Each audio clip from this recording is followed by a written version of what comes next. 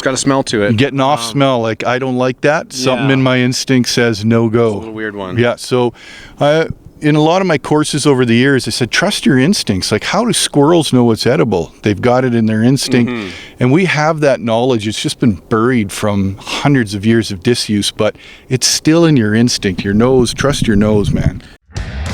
Welcome to the Wilderness Wavelength Podcast. Okay, we're in the bush tonight recording live. Woo, look at this pile. Scott, we're doing mushrooms tonight on the show. We're doing shrooms on the show.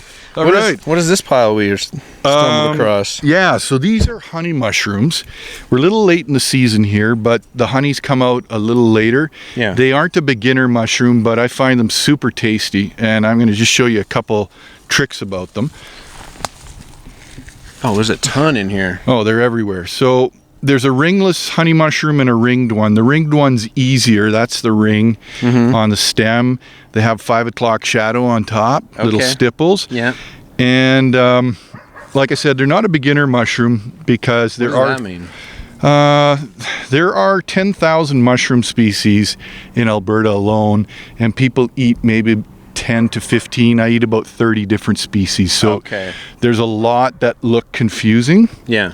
Honey mushrooms also pull apart like cheese strings. Oh, cool. In the Look at stem. that. Yeah. And give it a sniff. It has a nice kind of mushroomy sweet, but you're not getting any weird chemical smell. Yeah. And the spore print is white. So what you'll notice on the ring, you get kind of a white ring and the spores fall down.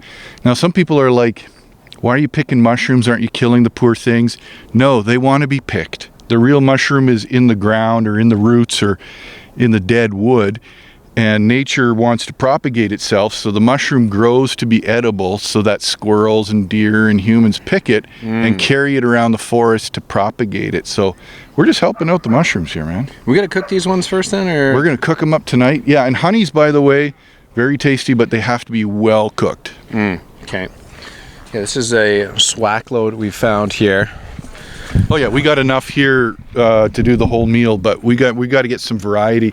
There's enough honeys in the forest right now. You could take 10 5-gallon buckets and fill them up. And what you can do when you get a bonanza like that, take them, dehydrate them, and use them throughout the year in your gravy and stew. Yeah. I put them in the chili, spaghetti. And mushrooms are a superfood, man. People used to think they were just flavor and water. Yeah. But they're actually full of minerals and vitamins, things that you can't get from regular vegetables. And by the way, they're more closely related to meat than plants. They're their own kingdom.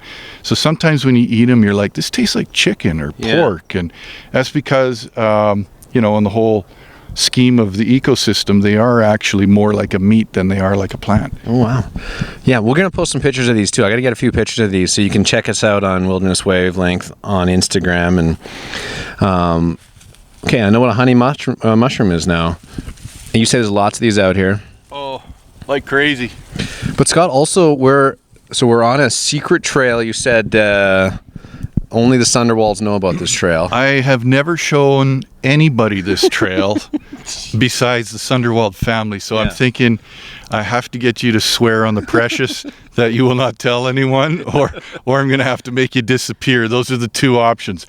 How did you find this trail? Was it just stumbling Well, it's through? just out of my back door, and I back on the bush here. Like, we go backpacking out the back door. We got bears back here, mountain lions, coyotes been yipping all night. Yeah. And I love it. And so literally after work, I'll just run out the back door with a basket, get some mushrooms, bring them back, and have them with my steak. Man, this is like, this is like quite the haul. I got to bring a few of these home for the wife too, because she's going to be super excited about this.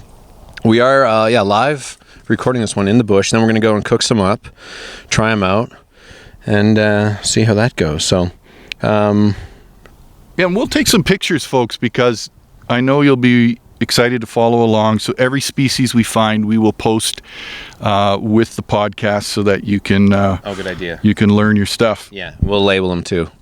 We're learning social media, I think, Scott. Maybe, I mean, you're good at it. I'm terrible at it. No. I know the outdoors. I don't know social media at all. So we're stumbling through this together, man. Yeah. So check us out, Wilderness Wavelength on on Instagram, or of course Scott, Northern Rockies Bushcraft. Okay, so we're gonna keep walking through here, and we'll turn the mic back on when we find the next honeypot. Is that what we call it? Yeah. So we got, you got a homemade basket here filled with honey mushrooms, half filled. You said this is like a mother load here of cashola? Oh, like the honeys are so crazy right now. And if you go into the grocery store right now, we just picked honeys that would cost easily $10+. And we're ignoring most of them because they're everywhere. So in the store, you can only buy a few varieties. But there are markets for wild mushrooms, and you will pay top dollar in top restaurants around the world for mushrooms like this, which everybody ignores because mostly they're terrified of them. There's about 6 mushrooms in Alberta that could kill you, and that's from about 10,000 species. So you got to know what you're doing. You don't want to play Russian roulette and have a bullet in your gun and spin the barrel. You definitely need to know your positive identification. Most mushrooms, if you got the wrong one, though, would just give you stomach upset, but who wants that, right? We ran into a couple ladies here, and like the mushroom they brought up, of course, is the morels. That's like the famous restaurant one, and very famous. And morels are more of a springtime mushroom. And what most people don't know is morels uncooked are actually poisonous. People have died from them. So the preparation of mushrooms are very important. You should cook your mushrooms because they can be hard to digest. They have what's called chitin, which is the same stuff as crab shell. And your stomach just can't digest it unless you fry it, which breaks it down. I compare it to potatoes. I ask people in my courses, like, who here just chows down on a raw potato, and nobody puts up their hand because you want to cook it to make it digestible. Mushrooms are much the same. Okay. We're, as we walk down the trail, I want to, just taking in the mushroom scene, but we're recording this, what's today, like September, early September, mid-September. This kind of late for mushroom season then? Well, it depends where you are. Like if you are in British Columbia, mushroom season's just getting started. In the Northern Rockies of Alberta, the best time is probably end of August. You get the most varieties. Like I can go out end of August and come back with 30 different species of edible mushrooms. Wow. I don't know what we'll find this evening, but I got a good vibe. We aren't on the magical trail yet, though. We're just at the beginning. Okay. Yeah. Gotcha. I was wondering, are we going to talk about magic mushrooms on this episode too, or are we strictly going legal? I think we should talk about magic mushrooms, right? What kind of poop is that? It's got hair in it. Yeah, there's been a lot of coyotes, but I think that might be doggo. But the coyotes have been going crazy back here. Well, we're finding all kinds of treasures here tonight. Yeah, don't fry up the coyote scat. Is there, have you found like magic mushrooms like with psilocybin out here? No, Alberta doesn't have a ton of them. I do know that Liberty Bell shows up now and again, more in the southern part of the province around Kananaskis country, and that is a quote-unquote magic mushroom. Yeah. But sometimes you might find mushrooms popping up in your flower bed and gardens because you bought your soil from Home Hardware, Walmart, or Home Depot, and that stuff might have come from a place where magic mushrooms grow. So if you're going to find them, it's probably going to be in your flower bed. But they typically like to grow on dung. They bruise kind of blue, purple, and have a blue or purple spore print. But you got to be careful with the magic mushrooms. There are some lookalikes that could send you into the afterlife. So you know, be careful what you ask for. Yeah, it is a weird like scene right now because legally it's still illegal, but there's so much studies going on that it seems like it's inevitable that it's going to be legal soon. But well, and it, you know, years ago magic mushrooms were right up there with all sorts of illegal drugs. Yeah. But the truth is that they're being used now to treat PTSD and other psychological issues. So I think there's a whole world we don't understand about them yet. Yeah, I've been exploring that world for a while now, and it's like, it's eye-opening. And oh, I see mushrooms over there. Are those honey ones? Those are more honeys. Yep. Honey's everywhere. Okay. We're going to eat those. We're going to cook them up. We're running into people on the trail that are eyeballing Scott's mushroom haul. Oh, another honey one. I feel I can spot the honey ones now. That's a honey, right? That's a honey. Yep. Okay. But again, there are some dangerous lookalikes with the honey mushrooms. I'll point them out if we find them. Okay. as we walk through the marsh. Like, we're kind of marshy, muskegee-ish, this like prime mushroom territory then, I'm assuming? Well, because mushrooms need moisture, so yeah, you don't want to be like on a dry hilltop. That's the worst place. So under tree cover where there's moisture in the ground. Of course, they pop out after the rain, storms, and they can grow very, very quickly. So, you know, if you get a heavy rain, you can go out a day or two afterwards and they're just popping up everywhere. I can't remember which book I was reading. I think it might have even been an audiobook last year, but it was all about mushrooms and how, like, you kind of mentioned it when we started this, mushrooms want to be eaten and, you know, pushed around the planet. And so they make themselves, like, I think the book they were talking, was it truffles maybe? Truffles, European sort of thing. You're familiar with that? So truffles are interesting because Europeans will pay top dollar for them, usually in places like Italy. But North America is full of truffles. Like, we're walking by them like crazy. The truth is, in North America, we really haven't studied them all that well. So we don't even know which ones might be super tasty. If anyone's younger than me and wants to, you know, make your millions, you could get into North American truffles. Usually you train a dog or a truffle pig to find them. But you know what eats truffles nonstop in our forest? Squirrels. Which one? Which squirrel? Yeah. There's more than one type of squirrel? Yeah. So there's daytime squirrels or the red squirrels. And at nighttime, what comes out? It's the flying squirrel. Flying squirrels. And they eat truffles like crazy. That, in fact, it makes up sometimes most of their diet. So just the fact that we have them here, the flying squirrels, we know that there's truffles all over the place. Okay. Oh, cool. Okay. Okay, well, we'll continue the mushroom search, and I'll turn the mic back on when we find the next haul. Wilderness Wavelength. We're in a real secret part of the forest right now. Scott's blindfolded me. We spotted a couple good ones. Yeah, we're in a secret spot where the tamarack jacks live. And by the name, they grow in a relationship with tamarack forest. So the tamaracks are just a close distance from us, but you just need a few tamaracks and the tamarack jacks pop up. Yeah. And what you'll find with mushrooms is they grow in a partnership with a lot of trees. In fact, it's been proven that if you took fungi out of the forest would die. The fungi in the ground helps the trees get their minerals. Yeah. And they have this strange relationship. So if you find certain types of trees, you will often find certain types of mushrooms. So let's go back to the tamarack jack. Okay. There's a couple that are kind of, they look big. Tamarack jacks. Tamarack the same as a larch? Is that right? Yeah. It is, yeah. Same. I keep seeing posts. Like, larch season's coming up. Like, that's tamarack, right? Oh, yeah. Okay. So the tamarack jack, it's got kind of the sticky cap. Mm-hmm. Some people will wipe it off with a paper towel. When you cut the stem, it's sort of that bright yellow. And instead of gills underneath the cap, you'll notice it looks like a sponge. Yeah. And that's in the Boletus family. Boletus are almost all edible. In fact, even if you got a bad one, it would just rock your gut. There's no deadly ones. So they're a really good beginner mushroom. They have kind of that sponge underneath. So if you're just starting off with edible mushrooms, they are a really good starter one. Again, we'll take some photos here for you folks. Tamarack jacks, are they high on the tasty scale? Nah, they're okay. It's kind of like, is oatmeal your favorite food? Probably not, but it's edible. Yeah. And that's what people ask me. They're like, are all of these really tasty? And it's like, no, some are way more tasty than others.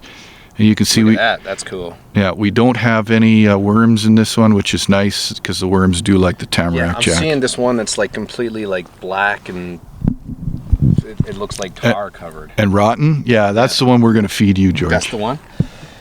That's a tamarack jack that's just been... It's going soupy. Soupy. Interesting. And what's interesting is that the squirrels will harvest these edible mushrooms. They always know what's edible, and they'll stick them in the trees, and often I'll look up and I'll see what they've picked, and I've never seen a squirrel pick a poisonous one, so they know their shrooms, man. Yeah, I'm going to pull this one out of the ground. Is there a trick just pulling them out of the ground? Should you do Pull them out of the ground, and it's it doesn't destroy the mushroom. Again, the real fungi is in the ground. Yeah. You just pick the fruit. It's like picking a wild strawberry, right? You haven't killed the plant. Interesting. And this would be a good one to take a picture of, by the way. And then, what was I going to say about that? You pull them out of the ground. Oh, yeah. Always cut off the dirt. So when people throw them in the basket with dirt on, I just cringe because then all of that grit gets in your frying pan. So keep it clean. clean. Yeah, I've noticed. So you're cutting them off, and most of these you're like cutting in half too. Yeah, you want to do a little worm check. So you slice them down the middle, make sure the worms haven't gotten them. You can eat them with worms in there. Remember, worms are even edible. I've eaten them on survival trips, but why eat them when you don't have to? Not a prime staple. There's a big one over there, but it's looking a little squishy too. Yeah, the better mushrooms are sort of in the button stage. It's like when you go to the grocery store. You don't want that big, floppy, soggy mushroom. You want the firm flesh on the mushroom. So we got honey so far and tamarack jacks. Yeah, we're just getting started, folks. Tamarack jack, best name of the mushroom I've heard so far. Okay, we're heading back out into civilization. Oh, what do you see? Oh, honey mushrooms. Yeah. Okay, we'll keep you guys informed when we find the next patch. And we've spotted a honey. Well, this is a look-alike. This one's called Scaly foliota. Grows on the base of poplar trees. Again, that symbiotic relationship. They look a lot like honeys, and people have been confused by them. Again, it's got the 5 o'clock shadow on top. Yeah. To the untrained eye, but look, the gills are browner, and they smell like garlic. Give that a whiff. Oh, yeah. Smell sort of a sharp garlic. Yeah. It wouldn't kill you. It would rock your gut. You know, you'd be bent over the toilet. So we're going to leave those alone. Okay. Have you noticed, like, just touching them? Like, are you kind of, like, regularly washing your hands then? If you touch the wrong one, are you in trouble? No. So here's the thing. People who are really terrified of wild mushrooms, even if you pick the most deadly one, which are Death Cap and Destroying Angel are the two deadliest in the world. They're closely related. Amanitas.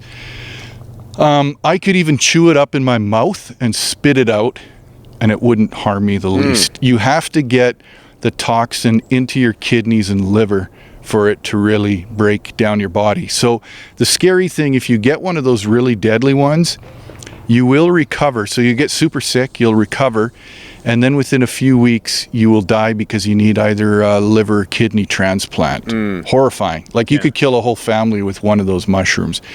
So yeah, we want to stay away from anything that looks like Death Cap. Yeah, well, that's the fear that I hear people run into is they see a mushroom, like, oh, don't get away from there, you're going to die, but not something to be worried about then. Well, and we don't have, at least in this location in the Northern Rockies, I've been here for over 20 years, I've never bumped into a Death Cap or Destroying Angel. Yeah. We do have false morels, which have killed people, and we do have, what the heck is it called? Cortinarius. So we'll find some Cortinarius tonight. But what my dad, I learned mushroom hunting when I could barely walk. You got to use your eyes, your nose, and your taste buds. So your triangulation of 3 different senses is how you learn your mushroom. It's not just by eyesight alone. Trust your instincts. Yeah, I like that. That's good. I know you'd mentioned that before when we were talking on the podcast, and it was like, hey, you pick up a mushroom or even just a piece of fruit or something, and it's like, it smells really off. It's like, okay, maybe this is probably not something you want to put into your body. So we're heading deeper into the bush. So this is the mushroom trail now. This is the official mushroom trail. Okay. So I feel I should be blindfolding you. Don't worry, I won't tell anyone. Yeah, and then when you're saying, because we kind of mentioned magic mushrooms and stuff growing on dung, that's something that, like, when you're coming out here and you see, like a pile of bear poop or something with the mushroom growing out of it, indication that it might not be good, or? Again, the magic ones typically don't grow here, but if you're in an area where they do grow, like if you went to a cow pasture or horse manure, they love growing on that stuff. I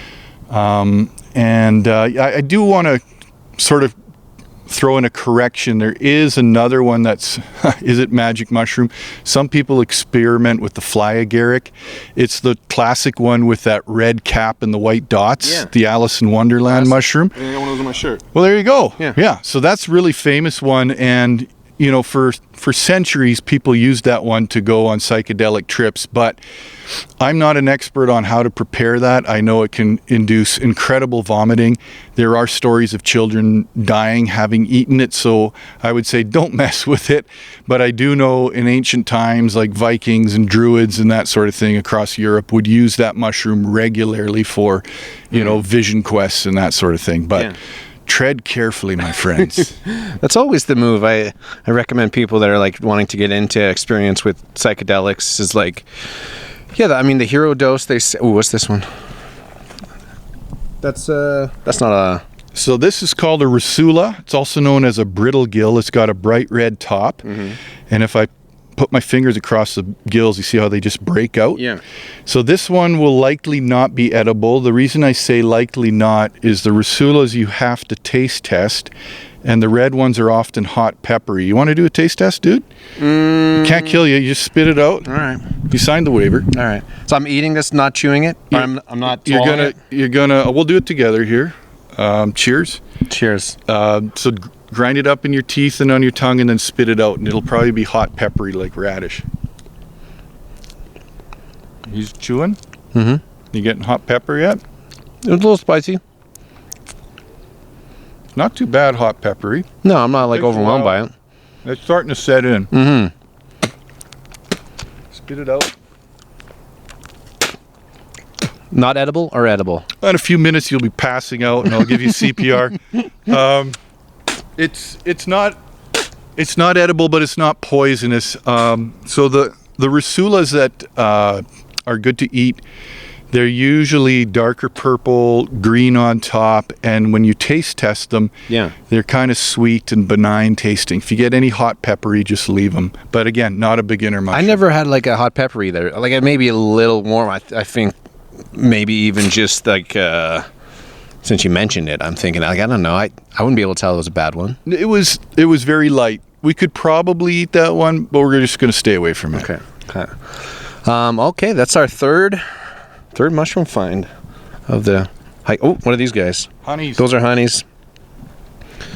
Honeys everywhere. We got a secret spot here where the pig's ears grow, but we're a little late in the season. Pig's ears look like little Shrek ears or like ears on a pig. Yeah. And they grow in a fairy ring. So mushrooms will often grow in a giant circle. And in Europe, they used to believe fairy rings would sort of invite like elves in at midnight on a full moon and magical things happened. But a lot of mushrooms will grow in this fairy ring. The mycelium underground is intertwined and grows in this giant circle, and the pig's ears will always come back. That's why I'm so guarded about my spots, because even if I die, my great-grandchildren can find the pig's ears in these spots, because some of these mushrooms can be hundreds, if not thousands of years old. Wow. That's cool. Pig's ears. Could be late in the season for them. Keep our eyes open for that. You know of any other animals that are out eating mushrooms? Like you mentioned the flying squirrel. Is this like Oh, red squirrels will harvest them like crazy. I went winter camping this past year, and we opened this old outhouse, and there was a squirrel in there, and he had like a pile of dried mushrooms up to my waist. And so he had stocked the whole thing. That was his larder for the winter. So it's a big important food source for them. Bears will eat mushrooms at times. I've seen them rip into mushrooms. Deer apparently too. I think a lot of times we don't see critters eat them because they just disappear after they eat them. Yeah. Snails and slugs and worms, of course. There's a lot of always little vermin that like them. Okay, let's look for these pig's ears. Okay. Pig ear searching throughout here. I hear a squirrel yelling at us, so that might be a sign that we're close by something as we trek in through the bush here.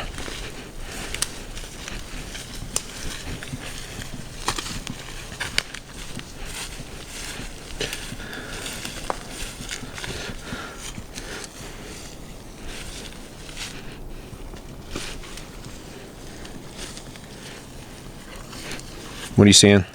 We are in pig's ear territory. We just got to see if they're still growing. Again, we're a little late in the season. We're going to hunt. Hopefully we find them. This is not a mushroom over here. Hey, like I saw this. This is more like just a fungus growing on that. That's a lichen. So lichens are a symbiotic relationship. To get nerdy with you, it's algae and fungi together. It makes a species called lichen. A lot of caribou love to eat lichen, and some of the lichens are edible for people too. Some of them are medicinal, but we're just going to stick with the mushrooms. Okay. I spotted a honey. Boy, the wife's going to be so excited when I come back and can identify a honey mushroom. We're going out camping this weekend, so I'm hoping to be able to bring some back. And I mean, it's grouse season now too. Bring a grouse and a mushroom and maybe catch a little rainbow. What are you finding? More honeys. Honeys. Still not finding the pig's ear. What is this? Some old cabin? This one of your constructions? This is a pathetic old cabin. I wouldn't sign my name to this thing. It's, they got a few sticks leaning against a tree. Not much of a... Mark Deagle didn't build that one. Right, exactly. Yeah.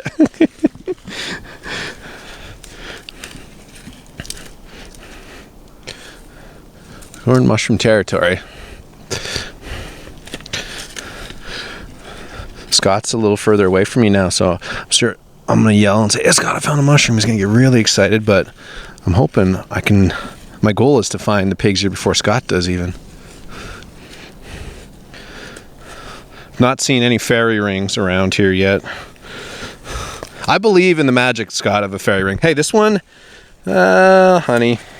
Yeah, more honey. So I do know 2 other spots with pig's ears, so do not despair. We'll check them out.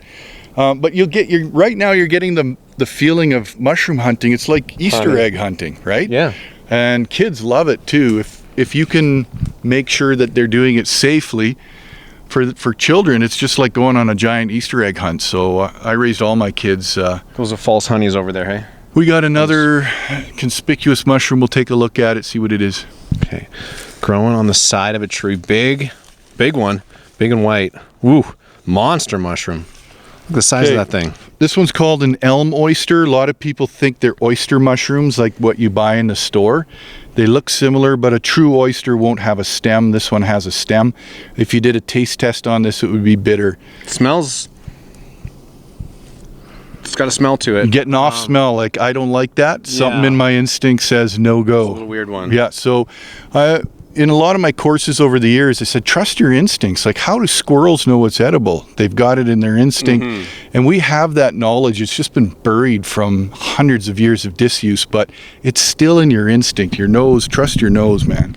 Let me take a picture of this one and we'll post it as something... The elm oyster. Elm oyster not to eat. I'm going to have to send you pictures of all these, Scott, and you'll have to tell me what they all are. Elm oyster. Okay. Elm oyster. Bitter. Bitter. Don't eat it. Won't kill you. You'll just not like it. Some stuff just tastes bad, right? Yeah. And some stuff is edible and tastes bad. Like dandelions are edible, but they're kind of bitter, right? They're not high on the food grade there. Okay, the search continues. Something more edible. Wilderness Wavelength. We've stumbled across something. What's we got here? So I took you to the other secret pig's ear spot, and we got some old ones just to show you. Don't they look like little Shrek ears? Oh yeah, I could see that. Yeah, you gotta get a picture of the Shrek ears. So when you got an old mushroom like this, just like even if you cooked it up, no good to eat? Yeah, it'd be like eating some rotten fruit in your fridge or something. Not good for the gut. But again, we're past prime here. When you come and the pig's ears are in full force, you can fill up buckets full of them. Sometimes they're late in the season like this, but I think it's been a little bit dry lately. So, but this is a secret pig's ear spot, and we found some old ones at least. Cool. Okay, pig's ear on the list now. Wow. Okay, well that's another mushroom off our checklist. Do you have a mushroom like hunting? That's what you got to make, Scott. Some kind of like mushroom hunting bingo card or something. Oh, I do have a checklist that I hand out when I do programs, and it's sort of top dozen edibles, and I rank them in order of least tasty to most tasty. Yeah. And then we also identify which ones are most easy to identify without getting into trouble. Again, the honey mushrooms, although they're plentiful, you can get into big trouble with honeys if you don't know what you're doing.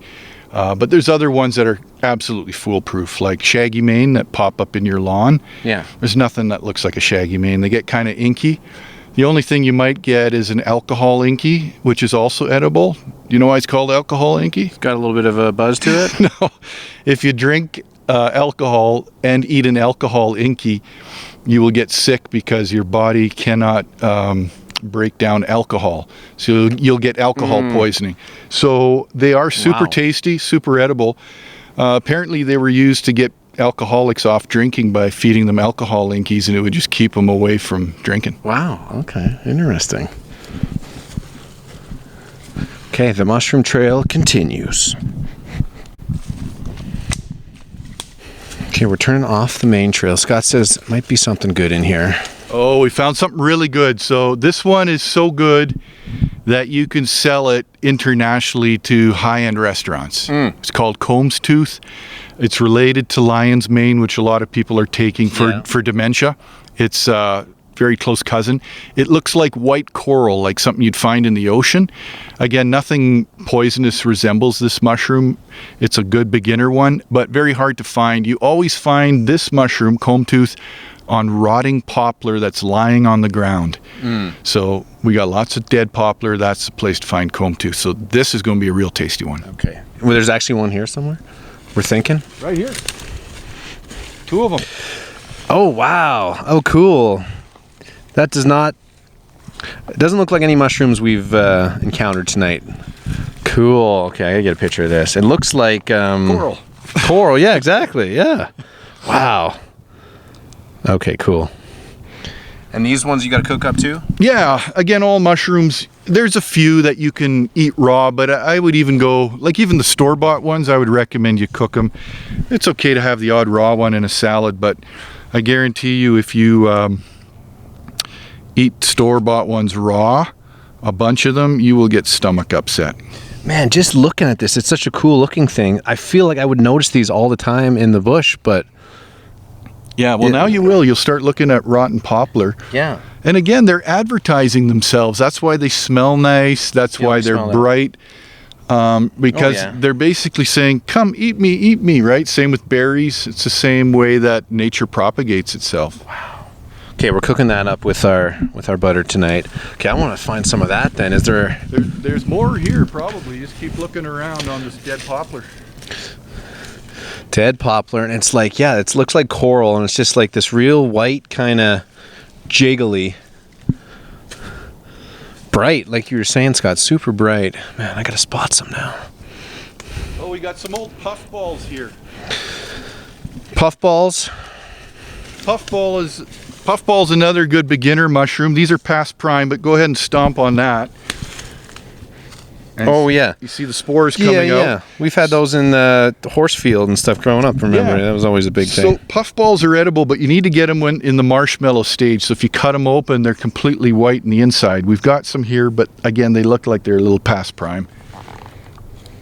What's that one? Puffball. That's a puffball? Yeah. Oh, yeah, juicy. it's getting gushy. Yeah, it's past prime. Looks kind of brown in there. Smells a little off, but again, if you pick them white, really good beginner mushroom because you're not going to bump into anything toxic that looks like it. Beginner mushrooms, I'm learning from this mushroom trip so far, is something that doesn't resemble anything that could be poisonous. Correct. It's, I mean, that's solid advice there. Lots of down poplar. Did you cut these poplars down 20 years ago, Scott, and then waiting for mushrooms to grow on them? Don't tell anybody. Yeah, that was a super cool one.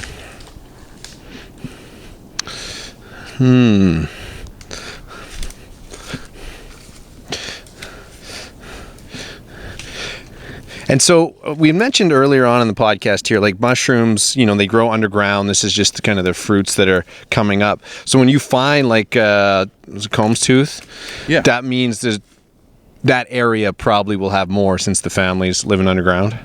Yeah, and in the case of the comb tooth, it's living in the rotting log. So you come back here next year, and as this log continues to decay, like I've harvested comb tooth in this very spot for at least 15 years. Wow. That's why I shouldn't have shown it to you. You'll come back and, hey, no Combs tooth this year. Hey, Scott, guess what I got? That's what I picked up yesterday, some Combs tooth.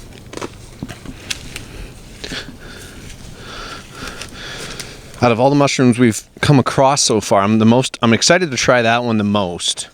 Honey, I mean, looks good, and it seems like something I'll be able to pick and like cook up this weekend. This Combs tooth just looks cool. Yeah, from the 3 that we have in the basket right now, the honeys, the Tamarack Jack, and the Combs tooth, least tasty Tamarack Jack, pretty good is honey mushroom. Some people rank them really high, but by far the best in the basket is the Combs tooth right now. Cool. Okay. The search continues, and as we mentioned, you follow along with Scott Wilderness Wavelength. Follow us on Instagram and Northern Rockies Bushcraft. Scott always has pictures and advice, and actually Scott had a video like last month, I think it was, when your grandson was showing off some mushrooms. That was cool. Like, he was like super excited about it, and he had it all figured out too. Yeah, you can go back on the Instagram there, and we did 2 where he was helping me get a bunch of them, catch them. They're running through the forest. We're dive bombing those mushrooms. Yeah. But yeah, good place to learn. Okay, we'll let you guys know the next magic mushroom we find, or just normal mushroom. Probably more of a normal mushroom. So some people ask about these apps. You know, you can download an app on mushrooms. Yeah.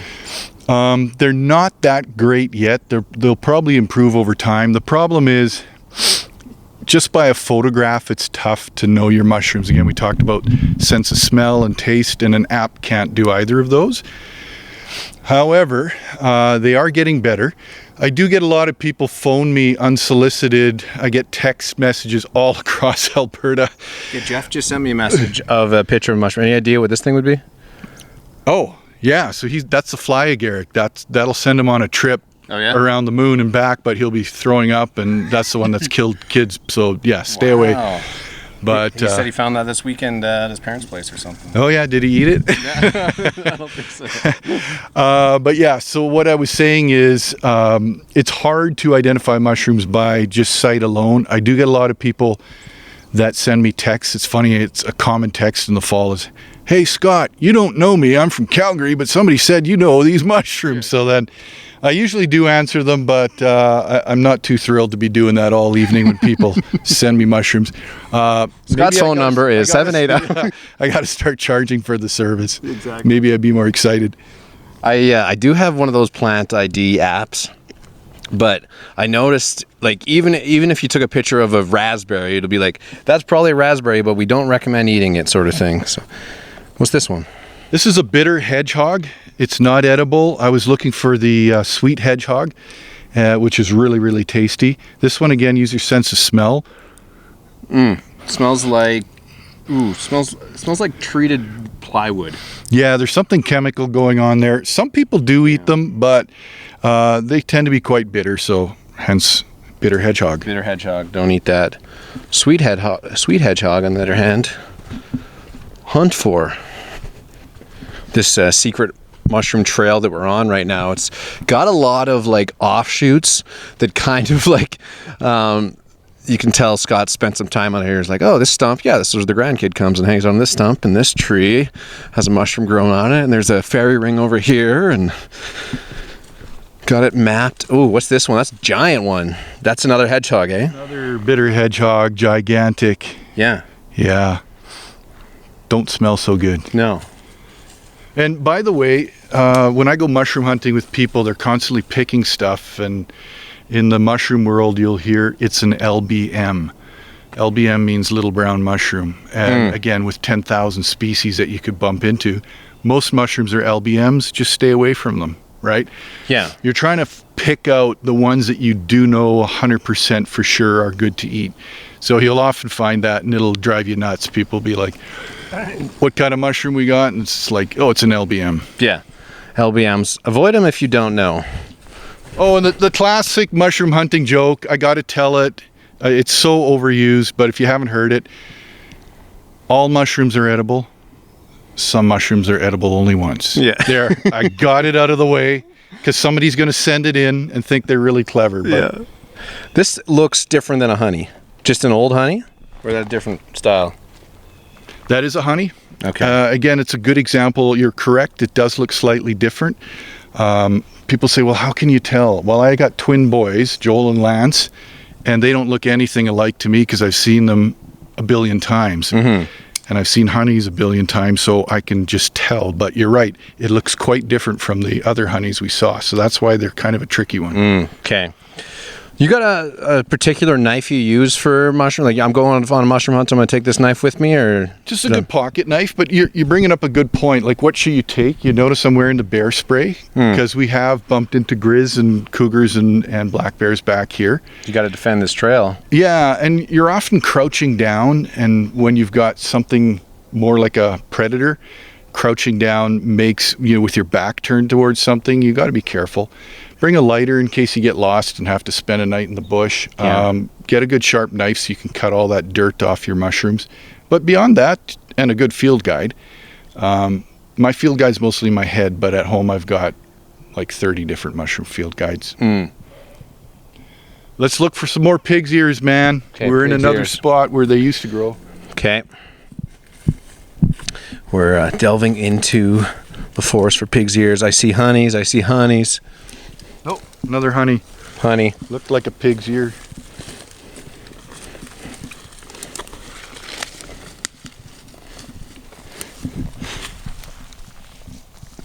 Some of these honeys look like they've been chewed on. I think the squirrels are they're on to the honeys too.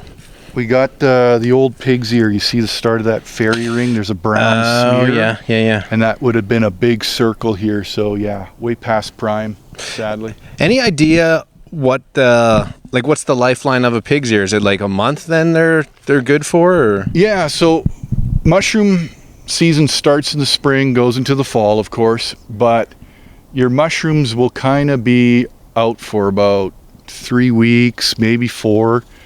And then a new one will pop up. So they're a seasonal thing, right? So you'll start to learn the times of year when certain mushrooms will come out. I hear a vicious animal in the forest, but I think it's just a squirrel. We need a dog to search out some mushrooms for us, you think? Would that be helpful? A truffle dog. So you can use a pig or a dog. Pigs are a little more dangerous because they want to eat the truffles when they find them. Your dog just wants a reward. Mm-hmm. So the way you train your dog is put a little truffle oil on a cotton ball and hide it somewhere in the house and make it a game. Oh, cool. And you do it over and over and over again until they know that they get a reward for truffles. Yeah. And then you take them in the bush and play the game. Yeah. I mean, I'm curious, like truffles must have a real distinct smell to them. Is a dog being able to track down like a honey mushroom or something too, you think? Oh yeah, dogs can smell so much better than humans can, right? And truffles, what do they say? They smell like sex and stinky socks. I don't know. I didn't come up with that, folks. I'm just repeating what I've heard. But some mushrooms give off almost a sexual smell. Again, it attracts different animals to move them around. Yeah. Some mushrooms smell like meat. Some smell like rotting meat. So again, they're trying to propagate by being, hey, look at me. Yeah. I'm stuck here in the ground, but I smell really interesting. Yeah. It's funny when you're on a mushroom hunt, it's just like, oh, there's honey mushrooms there. Oh, there's a mushroom there. Oh, there's a mushroom there. You're really mushroom focused. Maybe it helps you take in nature a little more when you can go on a hunt like this and say, man, I saw some cool mushrooms, but I also got to see a squirrel or a bear or some trees or... Well, and that's the beauty of foraging, right? So this weekend I'm going out in the bush and hopefully I might get a grouse or a rabbit to add to the stew in the evening. I don't have to bring that with me. I can guaranteed find some edible mushrooms. Yeah. None of that I have to pack with me. Yeah. And maybe take a pack of bacon and something else you're going to eat. But it's great once you know how to forage, you can always supplement your diet with some really fresh, wonderful stuff in the forest. Yeah. I'm telling we're heading camping out tomorrow too. We're going like 4 days out. I don't know, we might even do a podcast out there, but we're going out kind of north of Hinton here. And my wife was asking what we should bring for groceries and food. But I might just tell her not to worry about it this weekend. We know mushrooms now. I'll get a grouse, and we're camping at a lake. There'll be some rainbows in there I can add to our meal. So it would make the trailer a lot lighter if we didn't have to haul food around or even groceries at all. So Scott, there is some mushroom. It's not really mushrooms, I guess, growing on the side of this log. Hey, this poplar. That's more of a lichen. So these are polypores. These are mushrooms, but if you touch them, they're really hard and leathery. In the foraging world, most people are using polypores like this for medicinal purposes. Some of them are really good for tinder, like tinder fungus grows on birch, and you can strike spark into it. You can also make a smudge out of a lot of them against mosquitoes. They're like mosquito coils. And some of them, if you get willow fungus, you can use that to fight migraines and headaches. So they can be really powerful medicinally, but they're not really great to eat. Gotcha. Cool. Okay. Well, another thing spotted in the forest. Honey mushrooms. What's over there? It's white. This is a slime mold. A slime mold? Yeah, touch it. I dare you. Ew. Yeah, slimy. So slime molds. Your hand goes right into it. Yeah. Yeah, you don't want to eat them, but they are kind of funky. Is that a slime mold there too then? No, that's another lichen.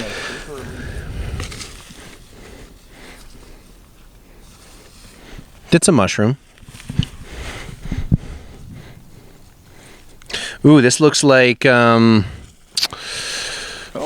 one you said we don't need. It's the Rusula. Remember the hot peppery one? Yeah.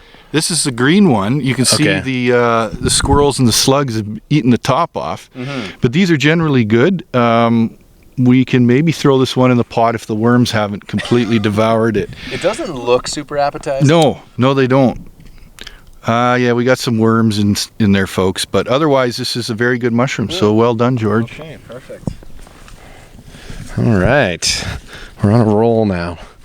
And I feel like on the trail we're at now, like we're pretty dense-ish. So I feel like there's going to be some big mushrooms coming up here. So in this spot, we usually get the red tops. They are the provincial mushroom of Alberta. And they love to grow around poplar. So I'm going to comb through here. Again, we're past prime. They can still show up this time of year, but if we were here in July, August, it'd be full of them. So we're a little late. Gotcha. Okay. Whoa, that is a giant one. Yeah, but as I said, the red tops are a little past prime right now, but this is the provincial mushroom of Alberta. And they're really safe mushroom to learn because they have kind of that spongy... It looks furry underneath it. Underside, yeah, there's no gills. And there's really nothing toxic that looks like it. But I think the worms got this one. But we might take a picture anyway so people can identify that's a cool looking one. And some more of those green Rusulas that you found. But again, the worms and slugs are... Hey, there's a slug on that. Yeah, they like them. Huh. But they are quite tasty. They look pretty gross, but they're really tasty. Yeah, we got to get a picture. Yeah, follow along with us on this picture adventure too, because we'll have pictures of all these mushrooms. So that is a cool looking one. The provincial mushroom of Alberta, a red top. This one more of a brown top. Yeah. Are they pretty bright red? Like is that? They can get bright red, but they tend to be more brownish. Okay. It's funny. My grandson, when he was doing his little mushroom ID, he goes, "This is a red top, and the top is brown." Yeah, he knew what he's talking about. Red top. Okay, well that's a cool one to have to the collection. And too, we got a decent basket full. I mean, most of it's honeys. Oh, there's a nice red top. That's a classic one. This one right here? Oh, yeah. It looks in good shape. Yeah. Maybe one little squirrel bite out of the top of her? Yeah, just took a little nibble, just gave it a little taste test, wanted to come back later tonight, but yeah, we got it. Scooped it. Yeah. So that one looks maybe a little more red. Yeah. And that's the size you want when they're nice and firm like that. Yeah. Oh, yeah, feels solid. Yeah. People pickle them too, and if you're pickling mushrooms, you want those nice firm little ones there. So yeah, we'll get a picture of this nice red top for you. Yeah. Provincial mushroom of Alberta. Yeah, what's What makes it the provincial one? Was there any reason behind that, the reason is it's just so ubiquitous. You can find it everywhere, and it's easy to identify. So that made it a good choice. Okay, yeah. It's not your tastiest mushroom, but it's decent. We're gonna eat it tonight. See what it's all. Yeah, Scott. So you got a stove in your bag? Yeah, I got a stove along, and we got some butter and garlic, and it's gonna be good times. Perfect. Okay. We're going to cook these up on the trail, on the mushroom trail. Man, we're, woo! Look at the size of this honker, Scott. I think this is a red top. Found another red top. Look at the size of that one. Holy moly, yeah. Red top, eh? Yep. Wow. That is a monster one. Huge, heavy, dense. Yeah, okay, so we're in red top country right now. Yeah. And that's a cool one. What's interesting is when we came here, you heard me say this is where the red tops are, so you do learn where the different species show up, and that's why it's like a guarded fishing hole or a guarded hunting spot, because it takes years to learn this, right? Oh yeah. You don't just tell any old George about this stuff. And George is not very good at keeping secrets, so I'll be out here with everyone I know. No, don't worry, Scott, I won't. I don't even joke with Scott about that. He'll get really possessive about his... Whoa. Elm oyster and honeys. Lots of honeys growing on the side of that one.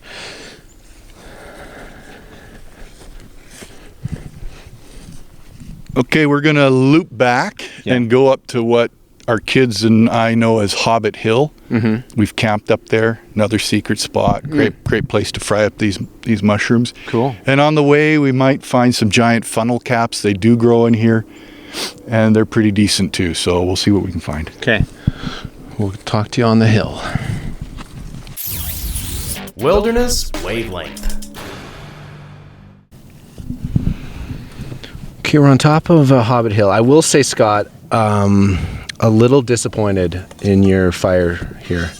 I pictured, some kind of fire starting thing, or some kind of rubbing some sticks together, maybe like a flint. But no, I hear you. It's a little embarrassing. We're using a conventional backpacking stove, but with a real frying pan too. I thought we'd be cooking it up in like a soggy water bottle or something, or a flat rock, or on a skewer. Well, we'll have to do it another day. But Hobbit Hill here. We got the sun setting. Yeah, this feels really romantic, George. Yeah, it is. But we've gone up here. My family, my kids, we've camped here, winter camped. There's some cool trees around here. Another secret little Sunderwald spot just in the middle of the thick forest here, which is wonderful. Yeah. And I've come up here to do like bushcraft stuff. It's close enough to my home that you're not too far, but hey, there's still bears here. There's mountain lions. I was talking to a guy today, and he watches your videos on Instagram. He's like, I always try to figure out where Scott's filming it at. Like, is he like way in the middle of the bush somewhere? Or is he just out his back door? And I was like, I think he's got a little bit of both, but I know like his back door is into the bush. So it's like... Yeah, you don't have to go far out the back door to be in quote unquote wilderness, right? Yeah. If the definition is wilderness is a place where something can kill you, we're here. So Scott's got the frying pan and the little camp stove. Yeah. And then we got some butter, some garlic, a little bit of salt and pepper, Premium Plus salted crackers. We got some crackers, so you're getting a few carbs here. But it's going to be good. I'm just going to start frying stuff up. Well, Scott's doing this. I feel like, Scott, I'll just hold the mic so you don't have to worry about it. But we might as well talk about it while we're cooking this. So we're mixing all the mushrooms together. Yeah, I do like a mushroom medley. Some people who are into edible mushrooms say you should fry them separately. They're just wrong. Because what I find is every mushroom lends a slightly different taste. So you get the medley, and they kind of build off each other, right? But when there's such a mushroom bonanza, like right now with all these honey mushrooms, what you could really do, take them, put them on your dehydrator, or you could use a cookie sheet with the oven door open, really, really low temp. And then when they're dry, I grind them up into mushroom powder in a coffee grinder and store them in jars. And then you just dump a tablespoon into your gravy. It's so easy. And a lot of the mushrooms start tasting better after they're dehydrated. It kind of intensifies the flavor. Like the Tamarack Jack isn't a fantastic edible. We're going to throw a couple in the pot just because we got them. But they will actually improve by dehydrating. And then you can make, a real simple way to make an amazing mushroom soup is get your Campbell's mushroom soup and cook it like you usually do. Yeah. Then add extra water and throw your dehydrated mushrooms into that with a little teaspoon of chicken stock. And trust me, it'll blow your mind. Like, it's so good. So you don't have to be like Mr. Fancy Pants chef to make good wild mushroom gravy or soup.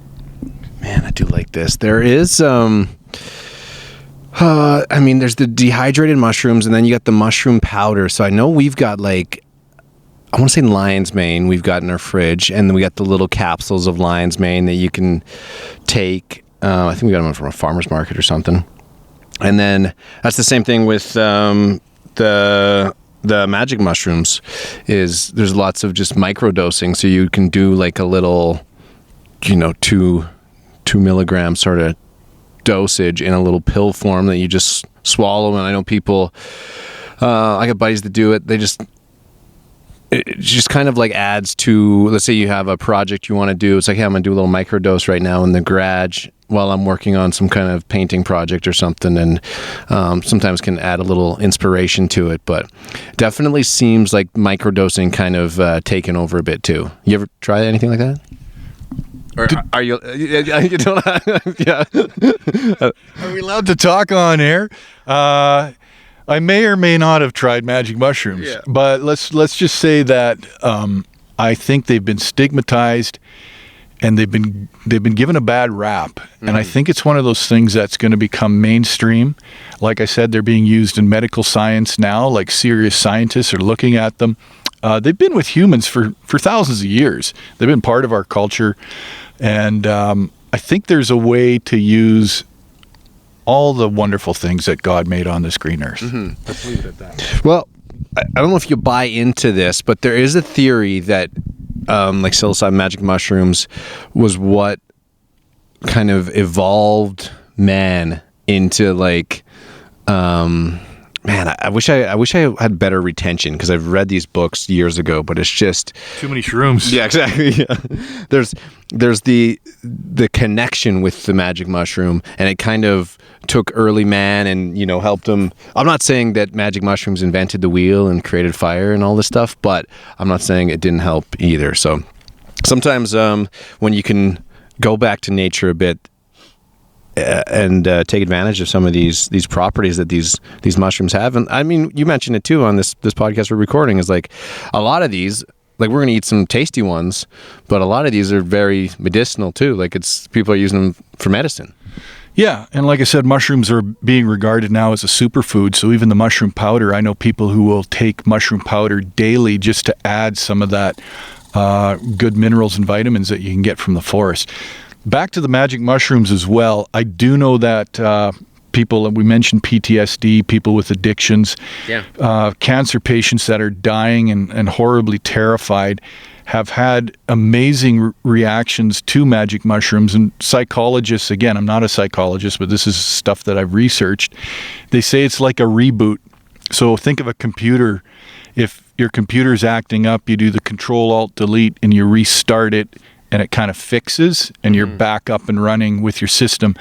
People who have taken magic mushrooms for PTSD, coming back from war or horrible things, it's like a reboot to the brain, so you don't keep looping back into those terrible memories. So it has done a lot of good for a lot of people in trauma. So let's give credit where credit's due. Oh yeah, 100%. I got a buddy, not really mushroom related, but it's he was ex-military, and he had some definitely some PTSD and was struggling for a long time. And within the last year, he started last year doing ketamine treatments at like a licensed spot or whatever. Like, he's, there's a nurse there with him, and he does the treatment. His first treatment, like, he was smoking like 2 packs a day. His first treatment, The next day, he just quit smoking instantly. He's like, I had no interest in smoking again. Yeah, again, you hear those stories where it can help people with terrible addictions and terrible trauma. Yeah. And you say to yourself, well, let's not throw the baby out with the bathwater. There's something here. Oh, exactly. Yeah, the last time I talked to him, I called him it was like last week, maybe 2 weeks ago, and he picked up the phone. He sounded so much more chill. It was just as soon as like the first word he said was like, "Hey, whoa, like how's things going?" He's like, "Oh, it's been amazing." Like it's changed his life and helped him kind of be able to integrate into society again, which was it's tough for some people that are dealing with some things. If you can have a little bit of natural remedy, and I mean it's not going to work for everybody, but worth a shot for sure. Well, and I think, like you said, George, this stuff's been with humanity since the dawn of time. So it's interesting now. We're in an age where all we do is we get our pharmaceuticals from the pharmacy, or we get our food from the grocery store. But think about it. For most of humanity, your ancestors didn't have that stuff, and they lived off the land. And so they used what was there for food and medicine. And many of them had pretty decent lives, right? Yeah. Oh, exactly. Yeah. Wait, this is good. This looks like a lot of mushrooms to eat. Scott, is this your supper tonight?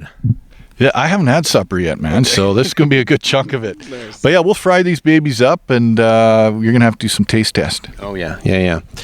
Or you're going to ask me about the stove. Yeah, I wanted to ask about that thing, because that's, so it's just one of those canisters, like the mini butane canisters, and you're screwing on essentially a flame. Nice flame, self-lighting. Yeah, it's called the Soto Windmaster. And the reason I like this one, it's pretty costly, but it's super light, number one. And number two, as the name would suggest, I've been on mountaintops with howling wind and it won't blow out. Yeah. So we're just and it also can simmer, so we can simmer mushrooms. You don't want them too hot. I've got butter in there. I hear it going already. You also noticed I put a little cooking oil because butter will burn if it's too hot. Yeah. So the cooking oil will we don't want that burnt taste in there. We want to keep it fairly low heat, medium heat. And you always want your mushrooms golden brown. Again, remember we're trying to break down that chitin and make them a little more palatable. Man, that's a fast working flame. I'm curious about that stove now.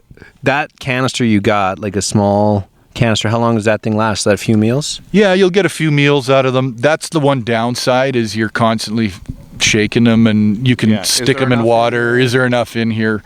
But I tend to cook over the open fire more than this. But if you're in a national park or some provincial parks, you're not allowed to build a fire, right? So it's handy to have. Yeah.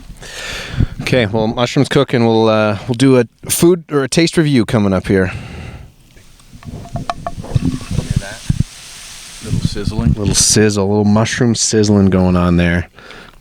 Smells good. I mean, not really that long to cook either. Like, you cut them into real small pieces. We got some pictures we'll post up too, so you can check out the pictures. But yeah, the wild mushrooms you want to slice really thin is the trick, because they can they're full of moisture, right? Yeah. And remember, you want to kind of get that golden brown thing going.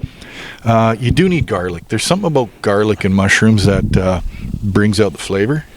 Here's a fork for you. Even cutlery. Wow, man. Scott, what is going on Luxury. here, man? They'll be using sticks or something to eat this with. Yeah, give it a go.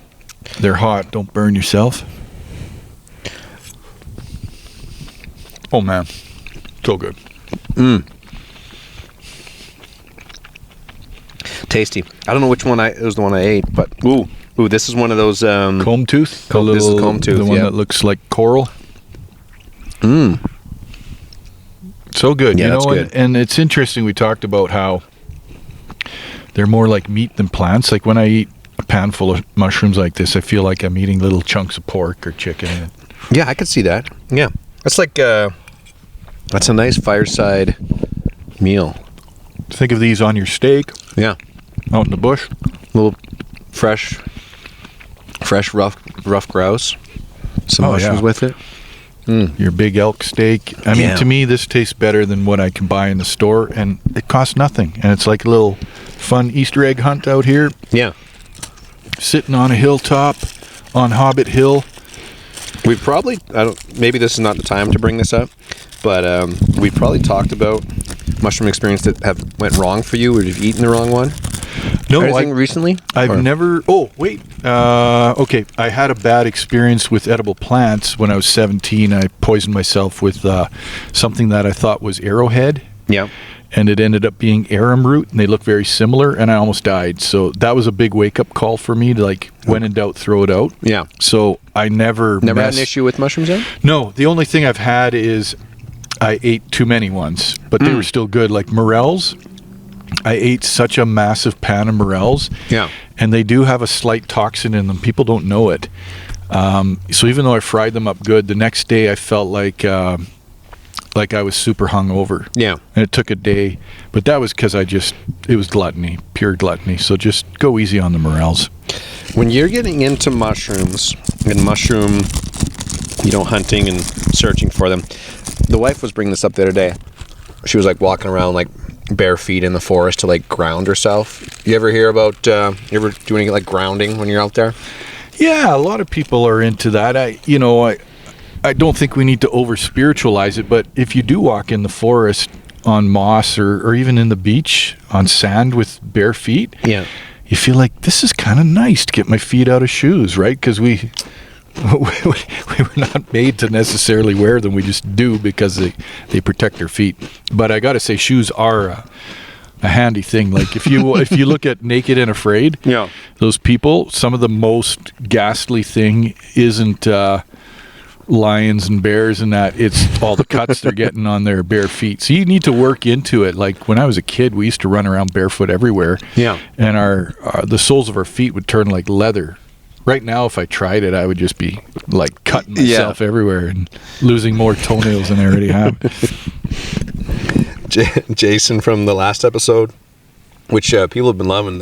If you haven't listened to that one yet, we talked to Jason at Foley Mountain Brewing, and he's talking about ultra running and ultra marathon, the new Foley Mountain Ultra that's coming out, or they're working on for next summer. So, but he was like, I can send you some pictures for the podcast. Like, should I send you some of my feet? After the race. And I was like, I don't know. That might be a bit much for. Yeah, might be a little disgusting through it, but. Man, these mushrooms are good. Mm-hmm. And folks, we just got a couple soda crackers, to add to it, but yeah, I can't tell you how good this is. This is tasty. So good. And you're saying, so like I'm going to take some of these honeys with us. A couple days in the fridge, be fine? Yeah, put them in paper bags, right? And you know this from the store. By the way, that's why I use a basket to collect them. Don't use a plastic bag because they'll start sweating and they'll turn into mush. Like they'll be disgusting. So okay. Either use a basket or a paper bag. You can use a ice cream bucket too, but it doesn't breathe quite as nice. We got something crashing through the trees. It's either a big grizz or somebody. That big grizz sounds like he speaks English too. Oh yeah, those crazy English-speaking grizzlies. I just had a bite of this Combs tooth. It's kind of like crispier than you want. It's like it's almost got like a bacon texture to it, Like some people say the Combs tooth has almost a crab-like. I've had some mushrooms that are like shrimp or crab. Yeah, and they'll use it like imitation crab and stuff. This is a feast. Yeah. Do you hear us schmutzing on the microphone?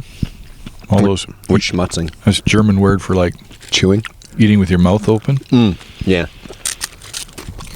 And then crunching on crackers. Crunching on crackers. Here we go, right in the mic. Yeah. Wherever you're listening to this, I hope you're hungry. I hope this is making you drool. Yeah. And you got to run out to the store and buy some mushrooms. No, you got to go in the forest and learn your mushrooms. Yeah. So I guess that kind of leads us to, we'll have some pictures of these mushrooms and you'll learn your mushrooms. But is there any, like you kind of mentioned you had a few books or field guides at home. Is there any that's really stand out? You're like, oh, you should, if you're wanted to get into foraging, this would be a good book to have. I collect every mushroom book I've ever found on the market, but the best in my mind is still the Audubon Mushrooms of North America. And I like it because the photos are fantastic. Some people will tell you they like drawings better than photos, but they're wrong because photos can capture minuscule detail that even the best artist can't. I do love the photos. I take a highlighter and highlight, and again, start easy, right? Maybe you learn 2 mushrooms this year, bomb-proof. Yeah. Ones that you mentioned this with the mics off, when someone has like 5 mushrooms that they know they'll use. Yeah, you don't have to be a mushroom expert to enjoy wild mushrooms. Yeah. You could start with 2 or 3 mushrooms that you know beyond a shadow of a doubt, and those are the only ones you look for. Yeah. And then guess what? Next year you add another 2, and then you add another 2, and before you know it, you'll be eating 20, 30 different species like me. I got a question for you. I'm curious. The wife and I are kind of struggling with Marriage? No. Yeah. So, I feel like our marriage is good, but our plant identification not great. So we bought that book. I think you recommended, or someone recommended. It was like 427 plants. the edible plants. ones? Yeah. But when you come across a plant, then I got to scroll through 472 pages trying to figure out what the plant is. How do you streamline that? Well, with plants, there are families that you begin to learn, like you'll start to know, oh, this is a mint family because it's got a square stem, or this is a pea family. But it does take time, and with plants and mushrooms, you can't rush it. You got to be patient, but it's part of the puzzle. It's part of the cool thing. Like you can learn this stuff for the rest of your life and still learn more, right? Mm-hmm. That's what I love about bushcraft and foraging is like, I've been doing this my whole life, and there's still so much to be discovered. Is there a mushroom, like I know, like the mushrooms of the Northern Rockies, is there a spot like on your bucket list to go and try some mushroom? Like you mentioned, BC kind of has like a longer, different season. Or British Columbia, I worked there for 6 years. It's fantastic for mushrooms. They get a lot of the chanterelles that we don't. Yeah. But really, Alberta's pretty amazing. Like when I came here, I was like, these edible mushrooms are everywhere, and everyone's ignoring them. It's like walking through a grocery store and seeing all this wonderful bounty for free. Yeah. You just need a little bit of knowledge to get started. Don't be scared of mushrooms.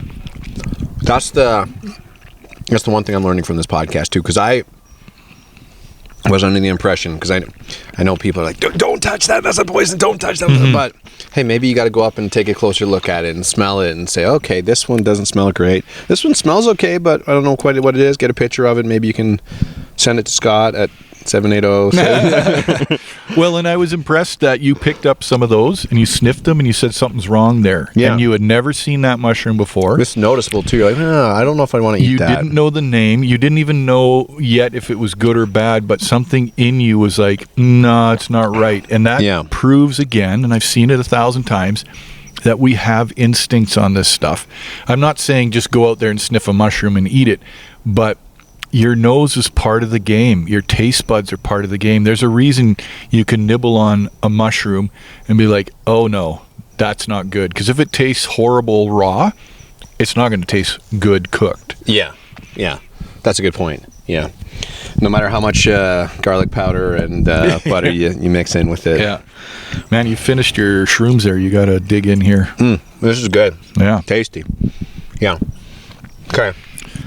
Well, as we wind down this mushroom episode, Scott, anything we're missing? Like, I know you do mushroom classes and courses, and anything coming up, or we kind of wait till next year now for that? Yeah, we're at the tail end. Starts in May with the morels, May, June. Yeah. July, August, just gets better and better and better till the end of August. And into September here, it's kind of the tail end. But as long as we don't get too much frost, they're going to be out for a while. So if I'm hunting deer or fishing, I'll take a little basket with me and come back with some mushrooms. Get some mushrooms or with it. You know what? The ball cap. I use my ball cap for mushrooms all the time because you got a little basket with you wherever you go. That's a good idea. Okay, well, this has been a hopefully an eye-opening podcast for some people out there, and I always love doing these ones that are, not in the garage, where we're actually out and on Hobbit Hill. On Hobbit Hill, yeah. Don't worry, Scott, I won't bring anyone on the trail. I'm pretty lost anyway, so if you left right now, I'd be like, okay, which way's the sun set? I gotta head that direction, I think. But yeah, no, this was cool. Lots of interesting mushrooms around. Not all edible, but so how'd you say some are edible one time? All mushrooms are edible, but some are only edible once. Right, exactly, yeah. Okay. I don't know. We might do a podcast this weekend, and then we've got a Scotch tasting one coming up here too. So Ooh. that one always gets wild, and Nice. we'll see what happens with that. But if you have an idea for the podcast, I'm working on the website right now. Scott, you got your book in Preprint. Preprint? Yeah, it's I've made some orders already. We're working with online publishing. Yeah.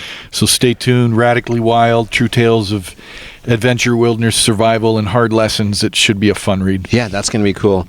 And then possibly some book signings and stuff. Oh, yeah. Yeah. Okay. We'll keep you informed on that.